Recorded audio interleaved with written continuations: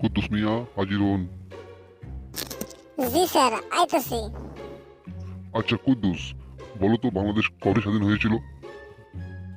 Sir, হওয়ার কথা ছিল 1952 সালে, বাট হয়েছে 1971 সালে। তোমার দ্বিতীয় প্রশ্ন, আচ্ছা বলো তো একজন বুদ্ধিজীবীর নাম বাংলাদেশের। স্যার, অনেকেই তো আছেন, তো নির্দিষ্ট করে কার নাম বলবো একটু বললে ভালো হতো। আচ্ছা বলো 3 নম্বর প্রশ্ন, বাংলাদেশের জনজোটের কারণ কি বলে মনে করো তুমি? এটা তো স্যার গবেষণার বিষয়। আচ্ছা ঠিক আছে, তুমি আসতে পারো, চলো যাও। আচ্ছা ভাই, কি কি প্রশ্ন করলো? আমার তো একটু কাজ আছে, তাই আমি তোকে উত্তর 3টে বলে গেলাম, তুই ওখানে গিয়ে প্রশ্নগুলো জেনে উত্তরগুলো বলতিস, তাহলেই হবে।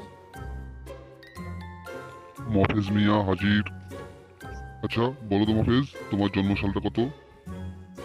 স্যার, 1952 সালে হওয়ার কথা ছিল, বাট 1971 সালে হয়েছে।